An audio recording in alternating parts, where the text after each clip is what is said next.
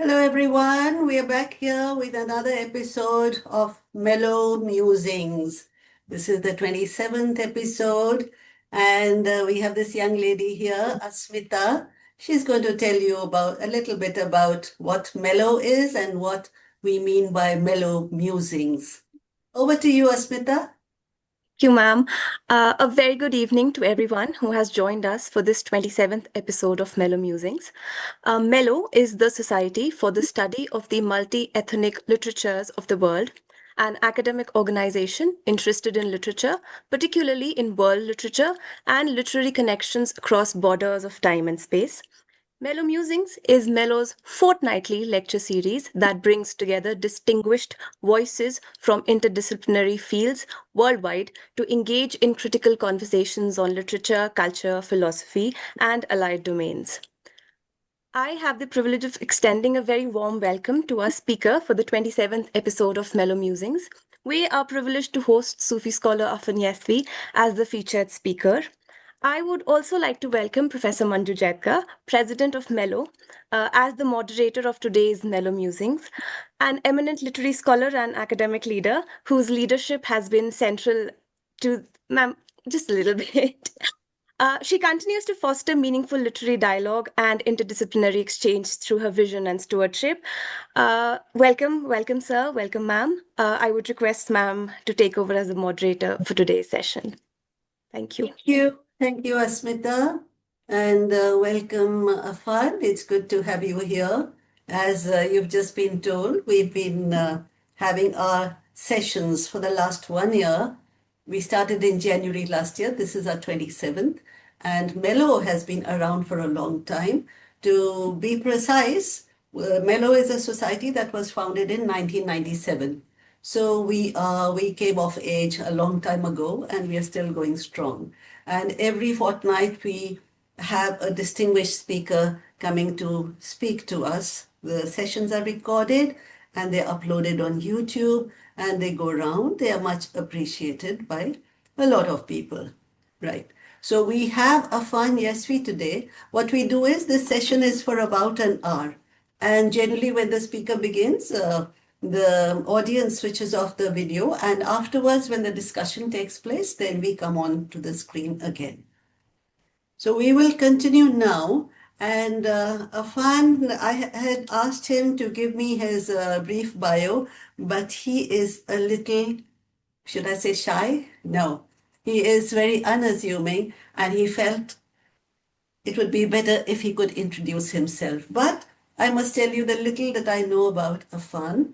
I have been reading his pieces on Sufi poetry, on Sufi literature, which come out in the Times of India blog regularly, very regularly.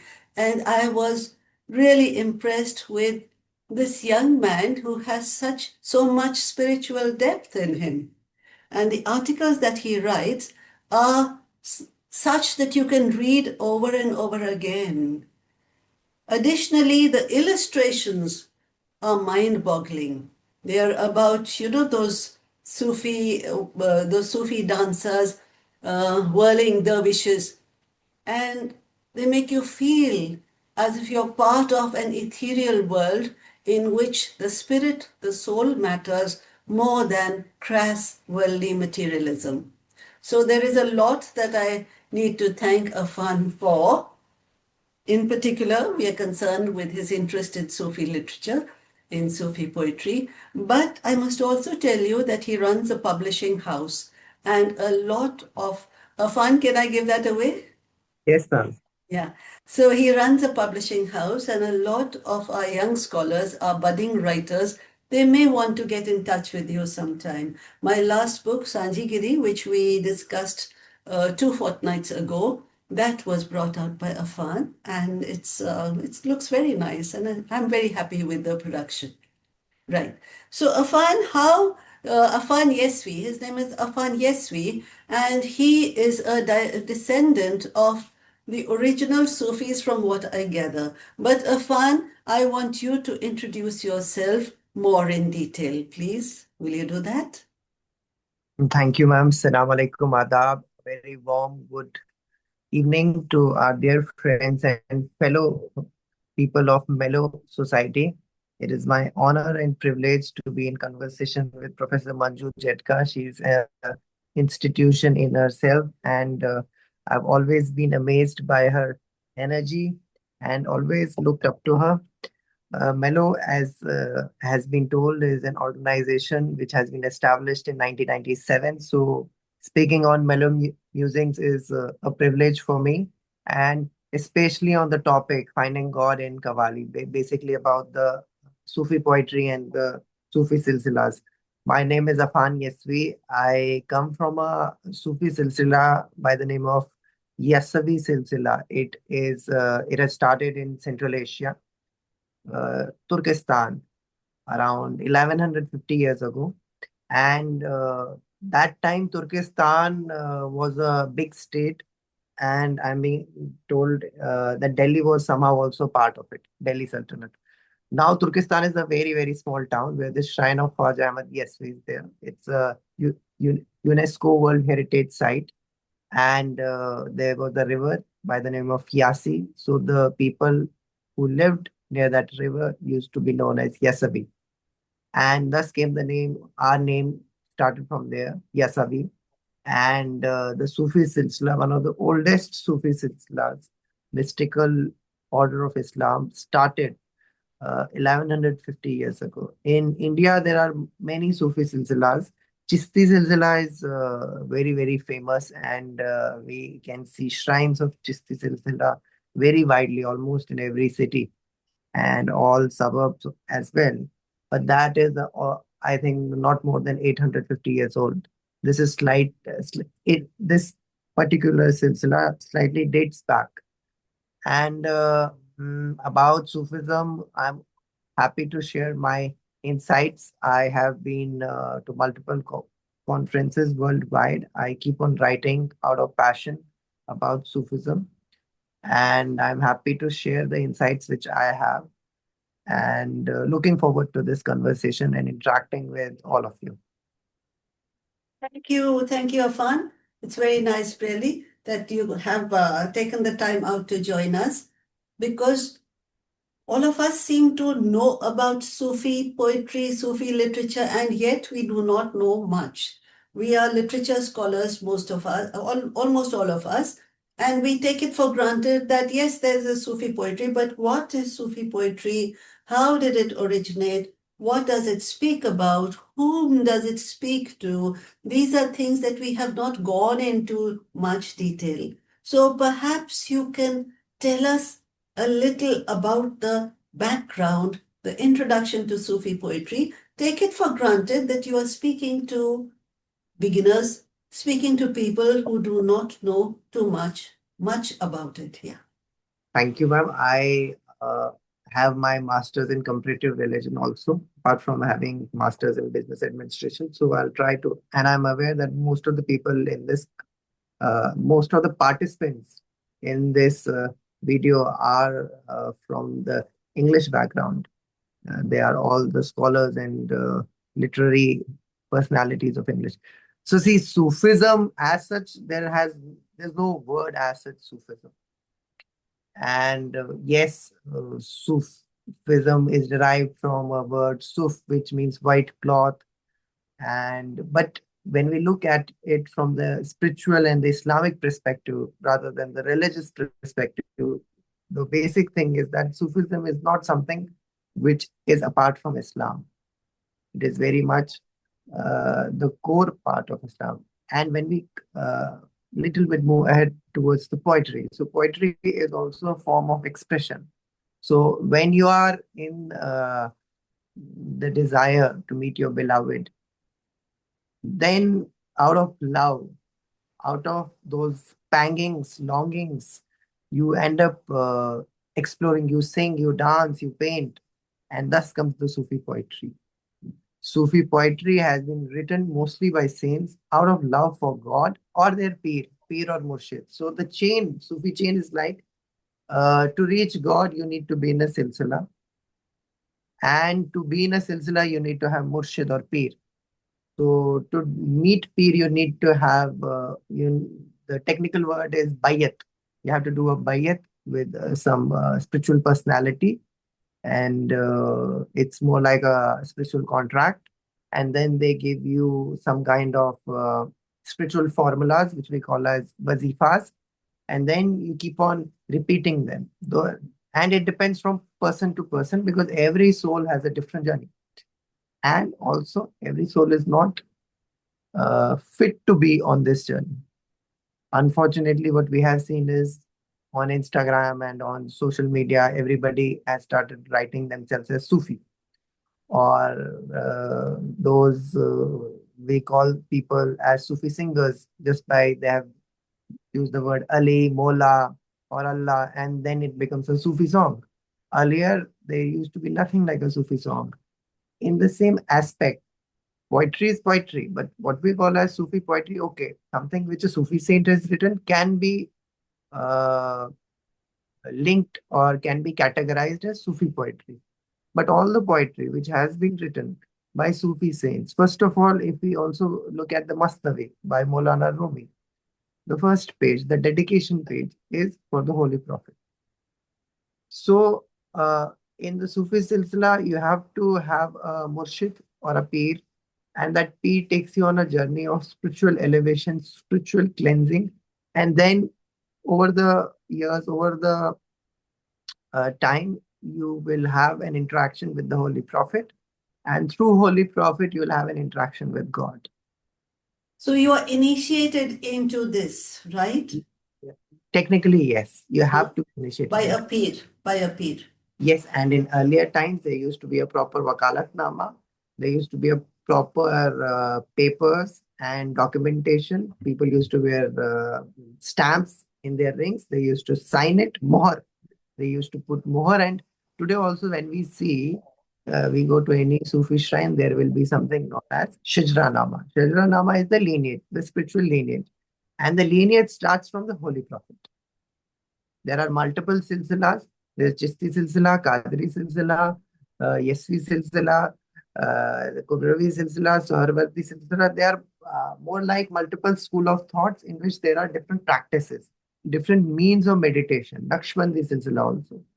And these all silsilas have different techniques, but the goal is same: to cleanse yourself, to make yourself like a mirror in which you can see yourself, and through you, you see your peer, through peer, you see the Prophet and God. Now, you use this word silsila, Hmm. and silsila is being used in a manner with which we are not familiar. So, what is the etymology of silsila, and what exactly do you mean by it? Do you mean a sort of a community Silsila means lineage, lineage? spiritual lineage, and what we call it's more like khanka. Every school has a different khanka, like a Right. different university. Like a gharana, like they have gharanas. Absolutely, like a gharana, we can say. Right. And there are different codal formalities to be in that gharana, in that silsila. And then over a period of time, it moves. And you talk about the beloved. Now, who is the beloved? Is it God? Is it a It woman? changes with time. It changes as you elevate spiritually initially, and lastly, it has to be God. But to reach God, you need to have love for your master. Like we can say that Hazrat Nizamuddin Awliya's student, beloved student was Hazrat Amir Khusro, and he was always in love with him and totally devotedly and dedicatedly. He had also served in court, maybe as minister or prime minister in 7 to 8 sultanates. But he was always in love with his peer. And for him, he started Qawali as well. Qawali is because of Hazrat Amir Khusro.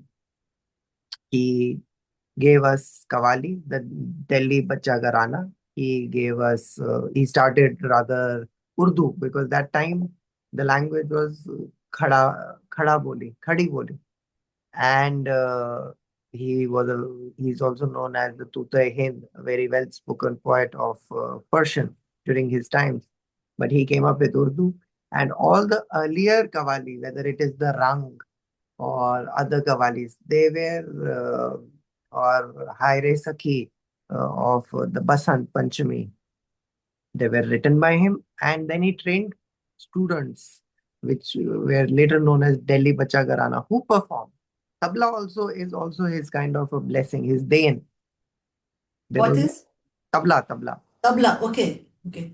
And Instrument, Basant? tabla instrument, Basant has a. the tabla instrument was made by him. Now, It, Basant or the it, spring season seems to have a particular significance in the Sufi tradition. What is that?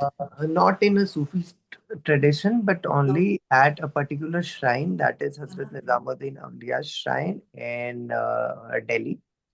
And the significance is as such that Hazrat Nizamuddin Awliya suddenly felt very sad and uh, a, a little bit down because he lost his nephew. And Hazrat Amir Khusro saw it, and he realized that his Murshid, his beloved, his peer, his mentor is not happy.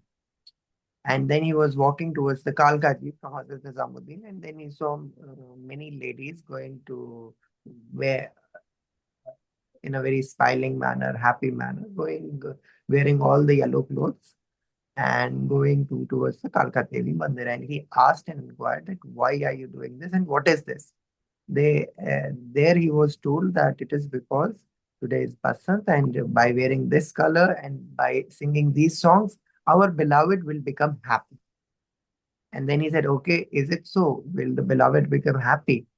They said yes. Then he dressed himself in the sari, and he brought those yellow fools, and then he started singing in front of Hazrat Nizamuddin Avliya, and Hazrat Nizamuddin Avliya, after many, many days, smiled. And it is more like now every year on that particular day, a rasam is kept in the dargah, in which people come. They also sing Qawali. They put chadar on both the shrines. Tell me, how did you come into this literature? What made you get interested in it? Or were you already in your upbringing, in your childhood, initiated into it and you just grew into it? What No, was it? I come from a clan and a family of Sufi saints. Although my great grandfather and grandfather, they have held good administrative positions, but they also had a good following, and people used to give them a lot of regard and respect.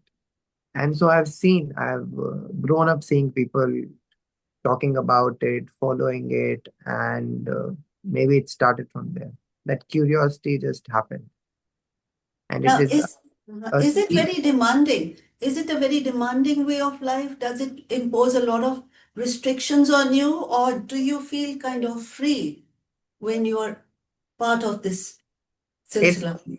it's love basically. So it's how you feel. If you're sincere in love, then you'll not feel demanding. You'll be happy to be part of it. If you are not sincere in love, in which we there's a word in Islamic terminology, we call it as nafs.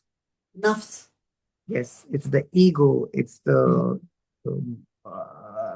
inner thoughts at times, because Mhm. in Sufism we are taught how to train your nafs, how to empty your mind at times, and how to just follow the right. Transcend your ego. Transcend your ego, right? Yes. Okay. So basically, it is about that, and with time one learns, with experiences one learns. You know, from your writings and from what you say, I get the feeling that you are deep into the Sufi tradition. But when you look around yourself and you find people are different, how does it impact you and how do you adjust to that? God is everywhere. God is in everyone. God is constant. Uh, and everything is a blessing of divine at the end of the day, and we are happy to experience it. Unfortunately, we don't have the khankas which used to happen at least 100, years back. There was a proper nizam, a protocol of having those khankas. And they used to teach them in Persian and Arabic. At that time, Persian was the state language. Now it is not, it's English and Hindi. So those people who used to rule 200 years back or 150 years back were knowledgeable. And if those people are still there, but they don't hold any much power or they don't hold much importance in the society, but yes, they still have knowledge. And I I am being asked many times who's a Sufi and how to find a Sufi. Uh, you don't know. Even the Sufis don't know if they are Sufi. It's just that suddenly they'll get to know at one point of time. It's their devotion and dedication. There's a great saint by the name of Hazrat Ibn Arabi. He has written the book. He has written a wonderful book, The Makkan Revelation. You all can, I can share that with you and you can mail them. In that, it is very clearly mentioned that how God governs and how Sufis are given tasks and how there are Sufis of different orders and different roles, the hierarchy of Sufis. A Sufi who's just responsible for a particular area, a Sufi who's just responsible for a particular task or a continent or something. They are just like managers with a lot of spiritual powers, with the blessings of God to take care of certain things. And some of them, and then there's a control system in it. There's a hierarchy. It's an invisible world at the end of the day. Invisible world, even Yes, though it is structured so well. there is an invisible. You know, Delhi's. We call Hazrat Nizamuddin Awliya as the Sultan of Delhi, and it is said nothing will happen or move in Delhi unless and until it gets an affirmation and the stamp from Hazrat Nizamuddin Awliya. And in the same Mhm. manner, it is said for Khwaja um, Garib Nawaz in Ajmer that he is the Sultan of India, Greater India, not the India in which we live. That the Greater India, which has Pakistan, Bangladesh, parts of other countries as well, Burma and all that, the India of his time. Okay, So India's that's Indian subcontinent. Indian subcontinent. Yes, that's our belief. And then under him, his patronage, spiritual patronage, there are different saints in different cities, and you will find them in different cities. In every city, there's a saint, there's a Khalifa who has been given a duty to be responsible for that particular town or city. Even In now? Even now? absolutely even now, Yeah. and yes, even now and in earlier times as Mm-hmm. well. Right. We'll have a shrine in every city, whether it's But Lucknow, in Bangalore, or anywhere. There's every time, everywhere it is. a very basic query. Who are the Sufi poets? Sufi saints are the Sufi who have the longing of the beloved, their Mm. master or God or prophet. Mm. They are the Sufi poets. Those Then, who write, see, there's a difference. Gunge ka, you know, you have tasted honey, right? mhm. You know the sweetness of honey, you know the viscosity of honey. But if you have to tell it to someone, it will be very difficult for you to Mm. make someone understand if they have not tasted honey. So Sufism is like that. Someone has to understand. To understand it, they have to taste it. Okay. Yeah. Now, what about Rumi or Bulle Shah? Where would you categorize them? Ma'am, Bulle Shah and Rumi are great poets of their own time. They belong to different silsilas. Rumi belongs to the Maulavi silsila, and he's regarded as the patron saint of the Maulavi silsila. And mm, he's a great saint. He wrote very well. He wrote for Holy Prophet to begin with, and unfortunately, his writings are now being given as a dedication to in very that's very sad that we if we have to woo our companion or a partner, whether it's male or female, we end up writing couplets of Rumi, not knowing the context in which Rumi dedicated those lines. And also, I feel lot gets lost in translation. To understand at what particular time, where was Rumi, and what was happening in his life when he wrote that particular story or that particular tale. Then only if a translator works, that would have been better. But at least we have his writings. Like I come from Silsila Khwaja, um, Silsila, also known as Silsila Khwajagan, but Silsila Yesvi. Our patron saint wrote a book by the name of Diwane Hikmat. He wrote in a language, that language is not read by anybody now. It's known Language as is it? Chakti, Okay. Chakti Zaban. Nobody knows that language now. Over a period of time, it got translated in Persian, then Arabic, then Russian. Now, a lot is in Russian and in Kazakh. But Okay. still, we are not able to understand the original language, and we don't have the manuscript.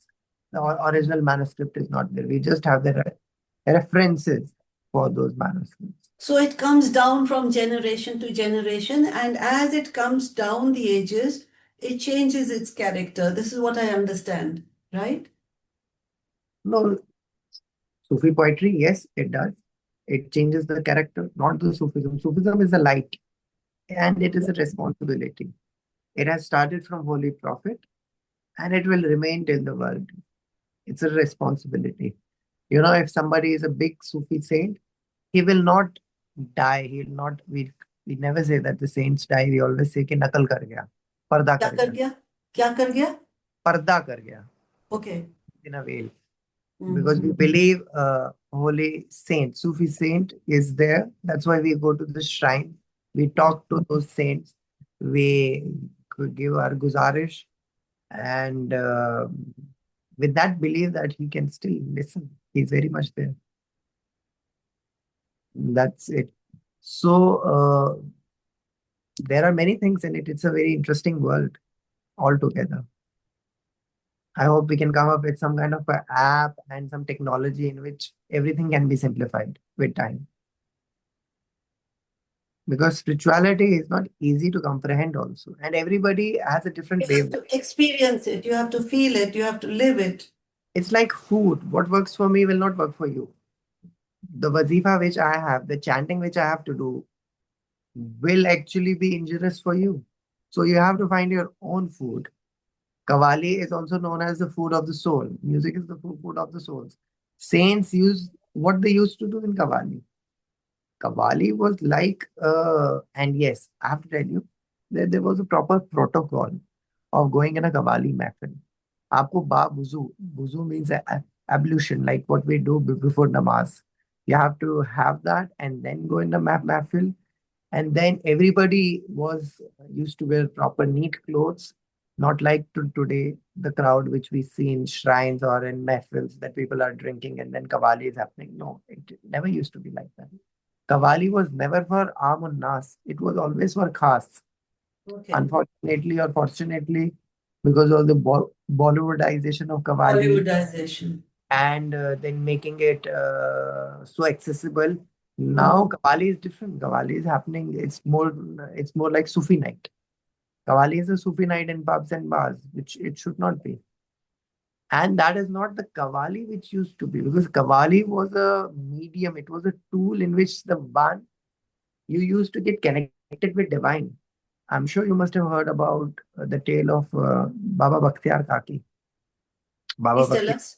Please tell Baba us. Bakhtiar Kaki's shrine is in Mehroli, just near the Qutub Minar. Qutbuddin Bakhtiar Kaki. Mhm. On his name only is Qutub Minar. Uh, he started a Qawwali mehfil, and there was one verse, Khushtgane Khanjare Taslim Raha, uh, which means it was a verse by Sheikh Ahmad Jami. Its meaning was those who were slain by the dagger of surrender receive every moment a new life from the unseen. And he made the Kawal play it for, I think, around 3 days non-stop, because he was in a moment of Vajd, moment of trance. And the moment Kawal stopped, he lost his life. His body, uh, his soul gave up the body. He left us in that harm. So That is the power of Qawali. Even if you see particular shrines, you'll see people getting into voice. They'll do that zikr. They go into trance. Qawali is supposed to be that medium. It's a tonic, and it should not be open to all because it can be intoxicating. It can. eh, Uh, I have seen people they have lost their wits. It can be harmful as well. They lost their wits because of the Qawwali, because they get so immersed in the Qawwali, because Yes, the trance दीवा- that is दीवाने बन taking. जाते हैं फिर they don't come back. Ah, They don't come back. Qawwali is going for 3 hours. They are so immersed in it, and if it is stopped suddenly, they don't come back. That's why you'll see in Qawwali the notes are uh, slow, then it is high, then again gradually it becomes slow, so that breathing becomes normal. And earlier times, the people who used to sit in Qawwali, they used to, in their own manner, sync their breathing with the tabla or the heartbeat with the tabla.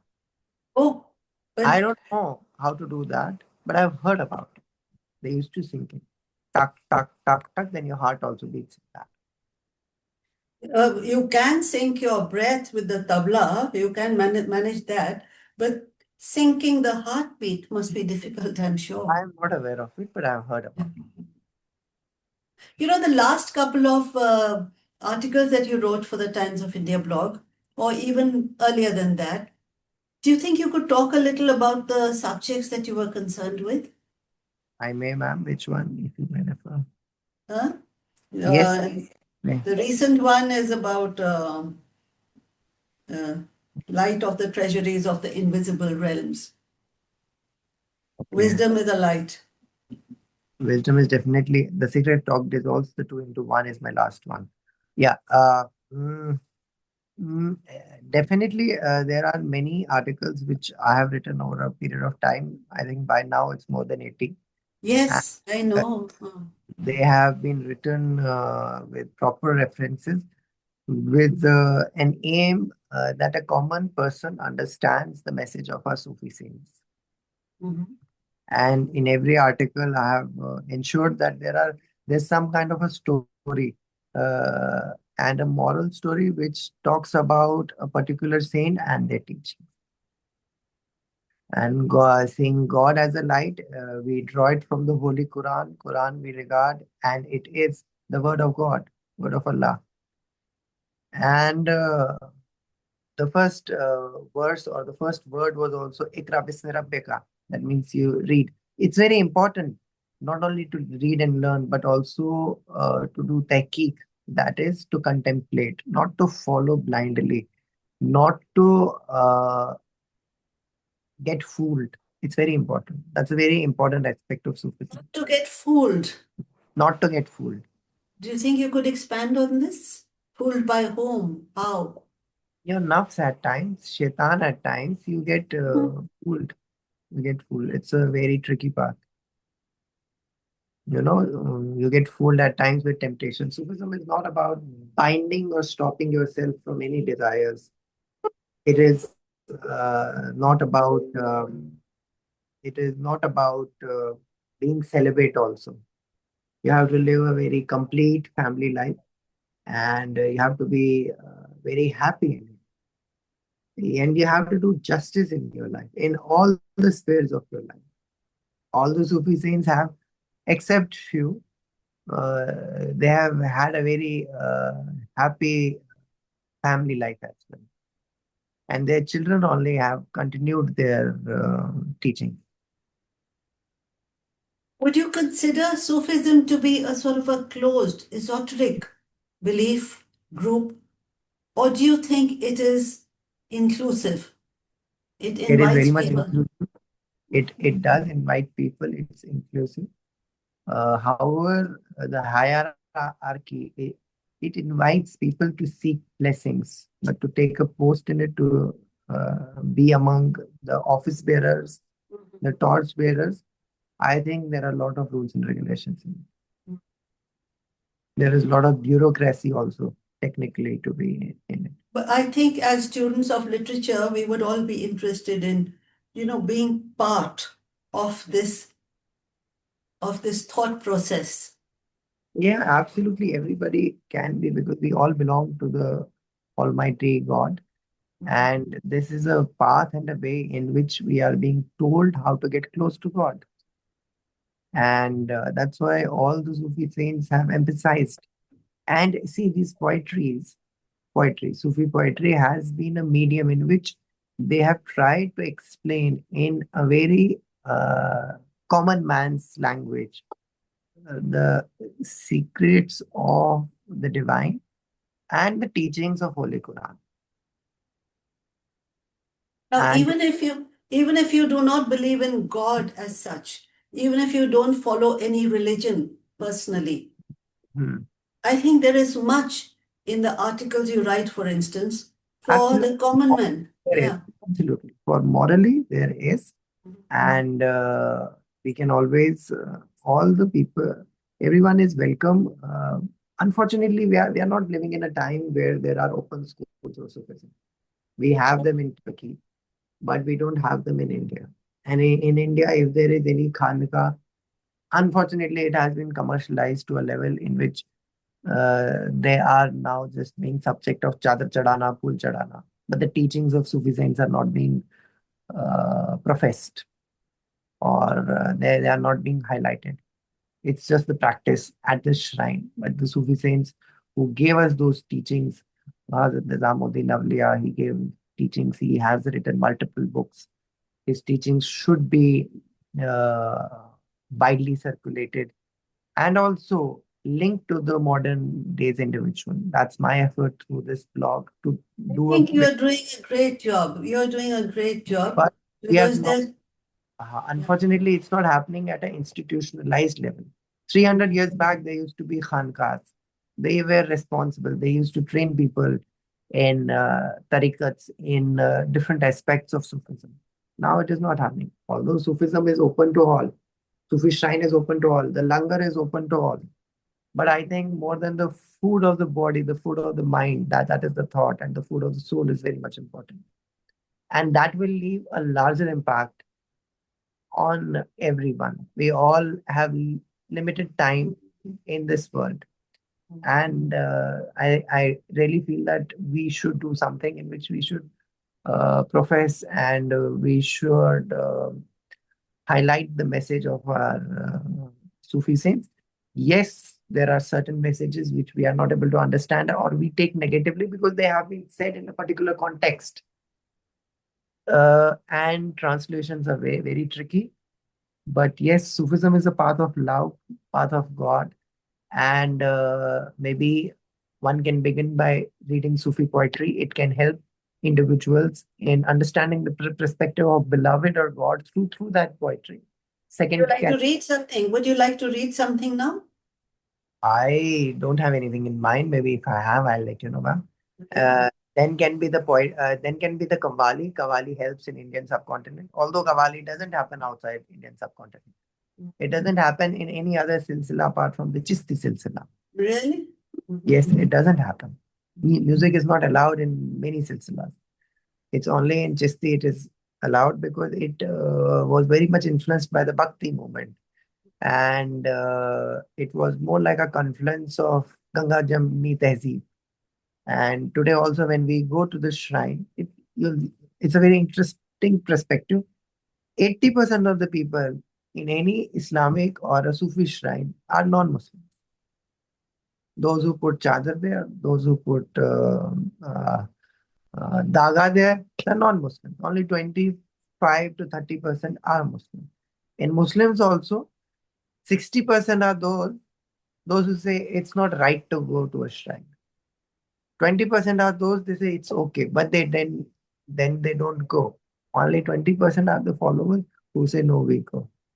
And then also in that we see cult system. Like if you are in Deva Sharif in Barabanki, you'll go to the shrine of Barisalation. If you are in Bombay, you'll go to one particular shrine. You'll have belief in that particular deity. It's more like a आपका कुल देवता. They try to But we have been influenced by other religions also. So it is more like all those Sufi saints gave the message of oneness, of God, that God is omnipresent. They never said कि आप मुझे worship करो. You end up worshipping me, or you come to my shrine or build my shrine. That has never happened. But yes, unfortunately, we see that also happening at many parts.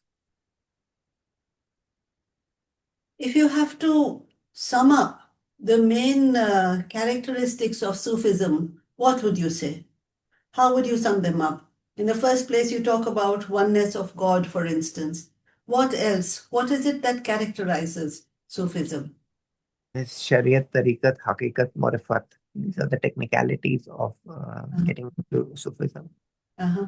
But main characteristic is to know your soul, know your journey, and to then get hold of your journey. Then to get, hold of your journey. Don't let okay. life do you. It's very important to get hold of your life. Life is very limited. We all have to exit. We should not exit wasting our time. Getting onto YouTube or Instagram is okay. Doing worldly things, becoming a principal, professor, or getting a PhD is also okay. But if you eat and then if you go to the gym in the same manner, what you're doing for your soul. Soul is something which keeps you going. Soul is something which is very important and essential for you. What happens when we die? It's just that the soul comes out. So what we do for the soul is very important and should be essential. Do you believe in ritualism? That you have to carry out certain rituals? There are certain rituals which are supposed to be carried out over a period of time. Initially, I always used to see basically intention, niyat is very important. Even if you do ritual just for the sake of doing ritual, whether it is namaz, hajj, Sorry, roza, I don't understand. whether it is namaz, hajj, or roza, that doesn't add up unless and until your intention is to basically do it. Intention, niyat is very important. If I have to do namaz, that's a practice. Right. Before doing my namaz, I have to do niyat. If I have to go on a hajj or a umrah, I have to uh, do an intention, niyat bandna. It's very important. If I have to fast, like if I have to do roza, I have to have a niyat. So intention is very important, and yes, there are certain rituals which are essential. They help you spiritually to grow. Like we have a beautiful ritual of while we go on Hajj and Umrah, you have to do 7 rounds anti-clockwise of the house of God, Kaaba. We don't worship that stone. We don't worship that house. It's a big misconception that we worship that house.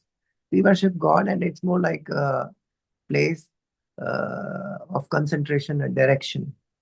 In earlier periods of Islam, it was Masjid Aqsa, which is in Palestine, the direction, but over a period of time it got changed during the lifetime of Prophet only, and it was then Kaaba. Kaaba is empty. There's nothing there. There was a time there were a lot of Buddha, lot of deities inside it. But that's past. Now it is empty. Uh, we use Kaaba only as a direction. And then there's a ritual of going to Makkah, and it is more like, and then we have to run between two mountains, Safa and Marwa. So there's a story behind it. Thousands and thousands of years ago, Prophet Abraham got his wife and one son, Ismail, there. He placed them there by the command of God, and he started building that particular house of God known as Kaaba. And then God taught him, Allah taught him how to do the worship of that house, worship him through that house. And then there is Safa and Marwa.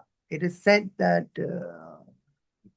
Hagar or Khadija alayhi salam, she couldn't find water or food for her thirsty son, Ismail, Hazrat Ismail, in, I think, it's known as Isaac, Isaac maybe in Abrahamic religion. All the Abrahamic religions are linked. And then she kept on running from one mountain to another mountain, Safa and Marwa. And suddenly uh, she hit the ground at one place, and then the water started coming out. And then she said, "Stop, Zam Zam." That water still rushes out of that spot. More Zam than Zam. What does that mean, Zam Zam? stop, stop. Okay. It's in Arabic, it means stop, stop. But today also, when we go for Hajj or Umrah, we get that water with us. We regard it as a holy water. Right. A well is there. That well is still uh, working. It hasn't dried up. And the quality of that water is scientifically also tested, that even if you put one drop of that water in a normal water, that normal water also becomes like Zamzam. Okay. So that is a ritual, and we have to wear that white color cloth. Why do we wear that white color cloth? Because Abraham wore it during that time. That was out of love of God loved Abraham so much that he commanded all the Muslims that whenever you come to this place, your prayers, your Hajj and Umrah will only be accepted if you wear this cloth, if you do 7 paras anti-clockwise in this manner, and if you run from this mountain to this mountain. These all things were done by Prophet Abraham and his wife. And now millions and millions, lakhs of people every day do it. Every day. Yeah. It's a ritual, and it is supposed to cleanse you from your sins, elevate you spiritually, and many other things. Rituals are they are important. In some manner are important if done with a clear intention and a clean heart. Is there anything else that you would like to tell us before I open up the discussion to other participants who And are? you may ask me, I'll be more than happy to share. Right. So all those who are logged in, do you think you can switch on your videos now? Come onto the screen so that we can have a bigger pool for discussion. Yeah. So this is Professor Anil Prasad out here, Roshan Lal Sharma, and Ishtiaq and Asmita. There are young scholars. And the rest are also welcome to switch on their videos. Right. So any question or any observations or anything you would like to add to what we have just heard? Because for me, at least, it's all very new. It's new about a subject that I thought I knew about, but apparently I know very little about it. Huh? Ishtiaq wants to say something. Ishtiaq? Yes, thank you, ma'am. First of all, thank you so much. I mean, Mellow always like it never fails to surprise with new kinds of talks and lectures, and it was really great listening to you. As someone who really loves Sufi music and who has had discussions in the class multiple times, in our literature classes, I was wondering, if Sufism, I mean, you mentioned that Sufism comes from the Prophet, but what I understand now is, the Prophet's Sufism and the Sufism, that came later, it's quite different, even with maybe the case of Masnavi or, with the dervishes and like starting from Rumi. For example, the practice of sajda, right? And the sajda of, I mean, and obviously I did experience that the dervish dances, the dance, and I asked them, if the sajda was really for the people or for the God. They said it's God, but the sajda is, the point I'm trying to make is Sufism more grounded in nature, in comparison to, the traditional Islam? This is the first question. The second is, I mean, the modern Sufism, the modern Sufi songs. When I say modern, I mean, maybe until. Allow me to Okay, come. I'll get okay, back. okay, See, sure. Sufism is the spiritual aspect of Islam.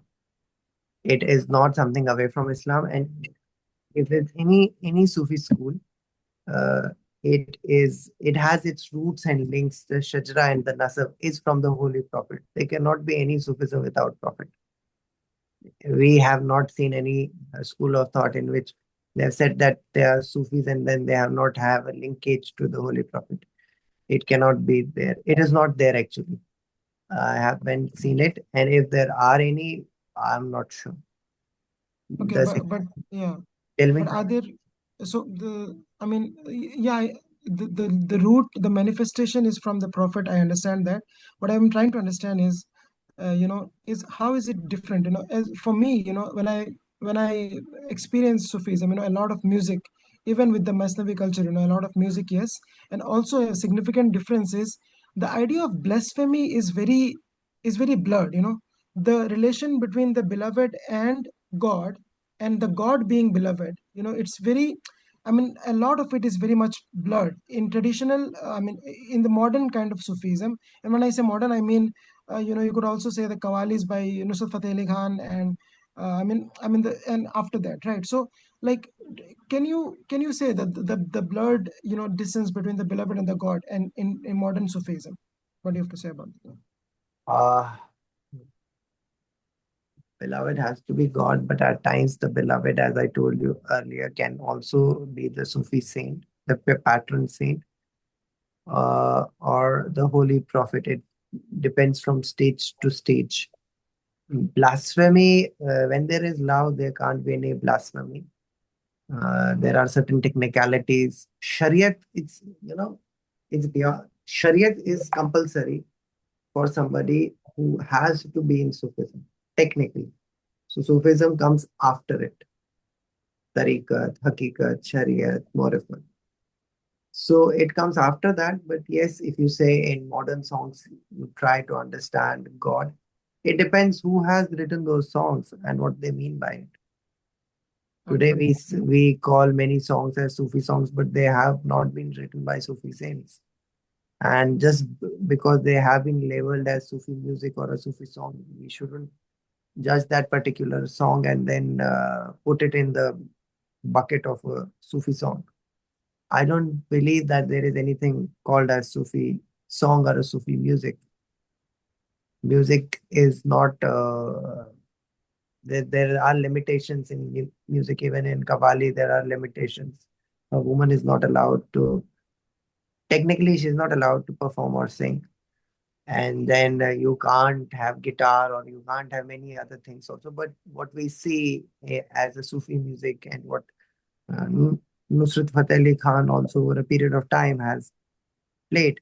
But you know what he plays at a shrine and what he has played in private mahfils, there's a difference not only in his instruments, but there is also difference in his kalam also. So you have to look at it very deeply. There are minute differences, and that's it. Okay, thank you I so much. I hope. Yes. Thank you. Professor Prasad, would you like to say something? If you unmute, yeah. Yeah, thank you very much. I thank him for giving us such a detailed and lucid account of Sufism. I just wanted to ask him about Ishq, the love he's talking about, and it was asked by Stiak also. So what I understand that the Ishq that is there in Sufism is a kind of self-surrender to God, what they call it Baqa or Ishq al-Hakiki. And it is related to a unity of being. So how do you differentiate between the ishq, that is ishq al-hakiki, and the ishq you were referring to about someone who is a beloved or a... There's Ishq Hakiki and Ishq Majazi. They have been referred, but yeah, there's a common belief that love is made for God. It comes from God, and whatever love we call or say, it's just the poor translation, poor man's translation of that ishq. Because the junoon you'll only get when you are in love with the divine, in that junoon of love, that passion with the divine. There are layers of ishq also, and then over a period of time they have been categorized as well. But as per the Sufi thought, Love is only for God. If I am, The absolute love is for God.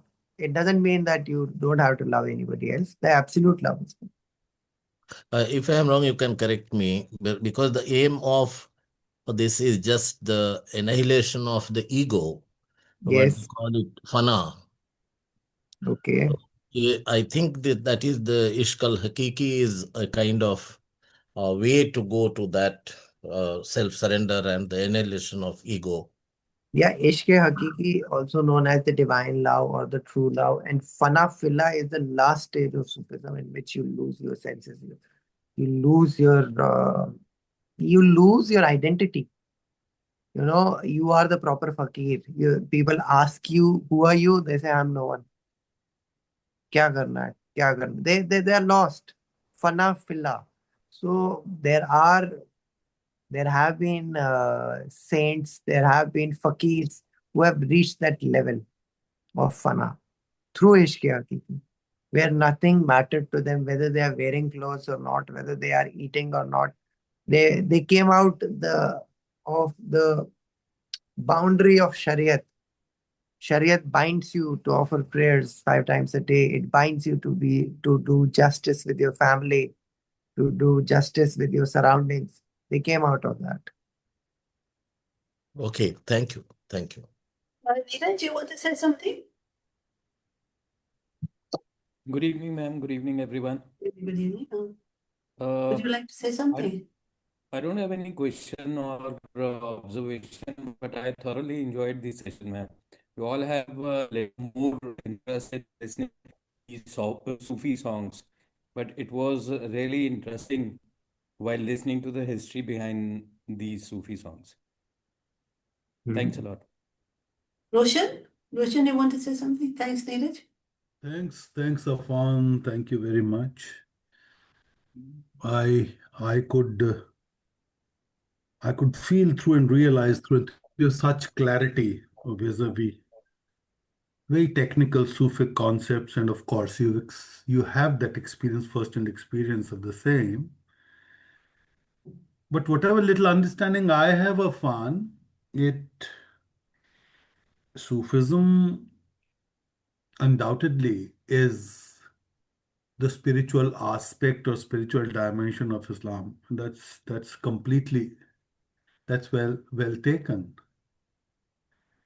But it has, that radical streak as well of fun. And I think in your last comments, just before Neeraj came in, you said that this ishq basically is that state of mind where the seeker or the quester is not aware as to what, because he's so deeply steeped in it. And fana possibly is the final stage, of course. And Sufism or Sufist scholars Fana basically talk very technically and very conceptually about all these stages. My point is that of Sufism being intrinsically radical, and I think it's coming into being possible. The reason that you could attribute, I won't say the sole reason, but a very, very important reason that could be attributed for Sufism to have come into being is, uh, you know, highly constrictive nature of Orthodox Islam. And, Sufis have been absolutely non-compromising, in their ways of pursuing Allah. So what you are concerned with is the question, is it radical? Does it impose constraints on a person or what? But from what Affan has been telling us, I get a totally different picture. Because he's talked about the oneness of God and he's talked about, higher reality. And from his articles, which I follow very carefully, I get the feeling that it is something that is all encompassing. You're Ma'am, talking. Uh-huh. That is Yeah. true, ma'am. But see, it depends from a perspective what you regard as radical. Some people also say, and there has been a huge emphasis to say that Islam is radical, especially after No, 9/11. Affan, And yes, my use of the term radical is merely change-centered, not okay. radicalism in the other Revolutionary. You direction. mean revolutionary, huh? Ma'am, revolutionary, yeah. So, radical is used in that sense as well, and it's an established sense, vis-a-vis Islam, and there are the whole range of scholars who've talked about it. It Yeah, has also what we see is that there are a lot of silsilas, yeah. and every silsila has their own modus operandi. We have a silsila in upstate New York known as Usman Ali Silsila. And the way they, and it is, I'm amazed that in such a dignified and a proper manner, we have a dargah in upstate New York, Usman Ali Dargah. They have their links in Turkey, but the way they conduct their sessions, they conduct their initiations, it feels like that they are doing what used to happen in Central Asia or Turkey 350 years back. And they have adapted the modern technology, keeping in mind a modern man's perspective of world and engagements. Because we live in a modern world, everybody has to survive, and uh, most of the people they have to also look at their survival, their day-to-day needs. So people who are affiliated with this, it's a spiritual progress. It takes time. It's not like I enter a Sufi school and tomorrow I become a saint. You may or may not become you, and you cannot enter a Sufi school with the greed to be a master. You have to enter it, or you end up entering it to get away from guilt or to get away from that ego. And Humility. With yeah, humility. during that course of time, if you achieve something, that's secondary.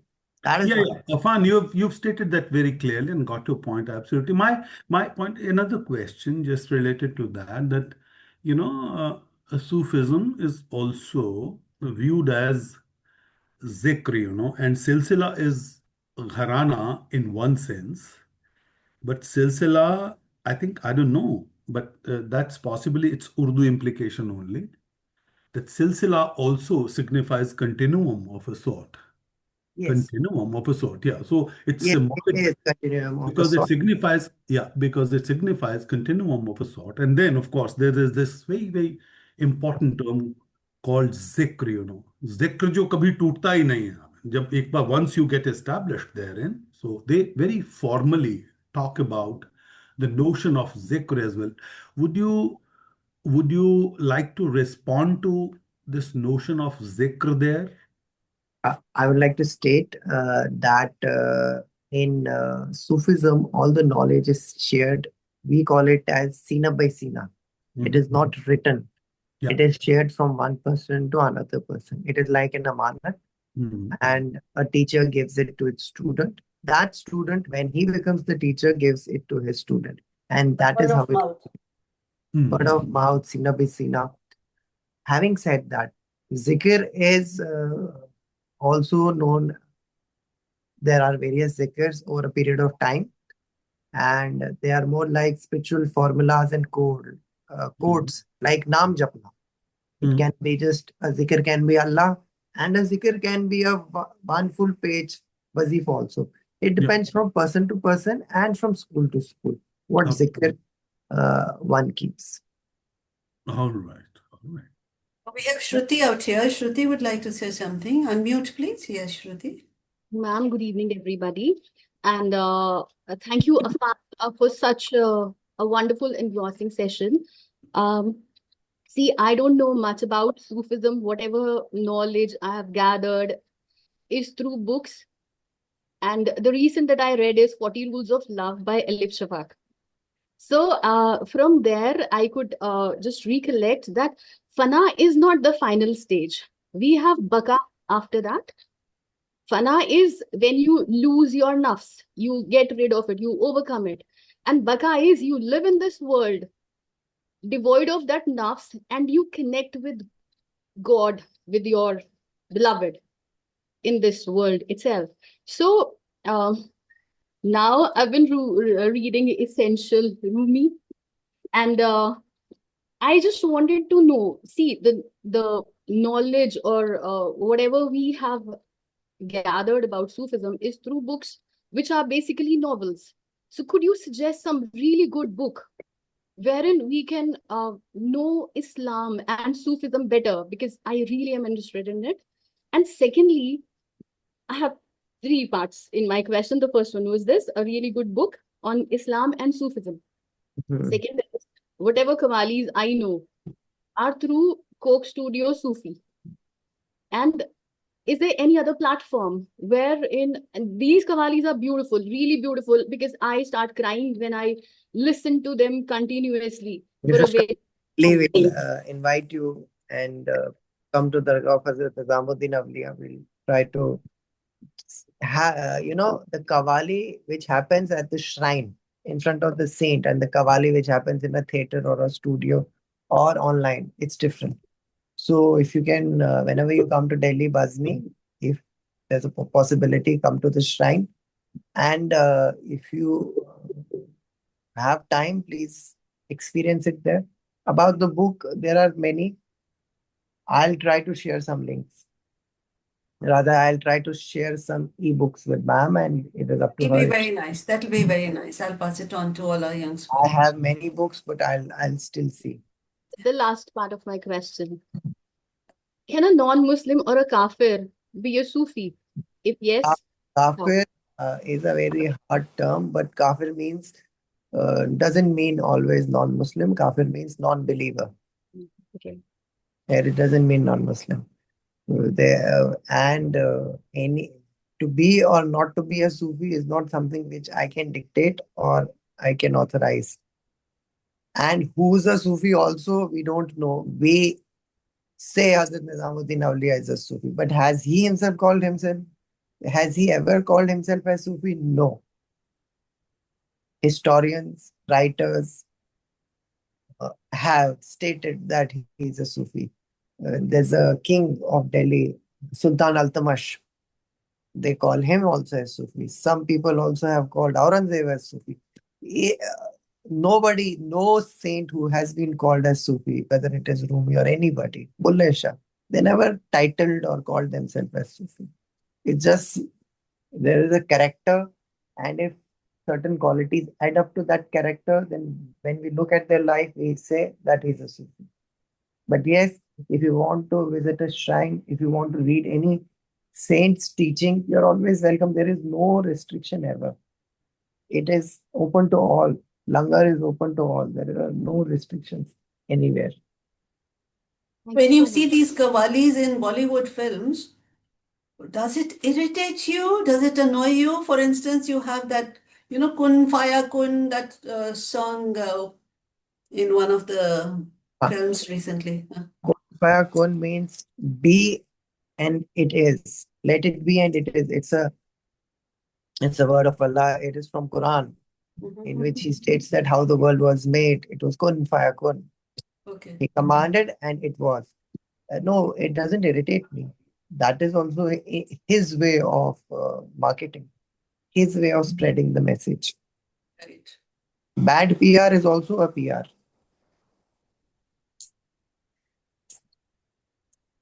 So what I really liked about this talk was a lot of new ideas that have been given to us. And particularly what impressed me was the way, Affan, you talked about the taste of honey. You know what it's like, but you can't really describe it. So if you have that inclination, yeah. I'll tell you one.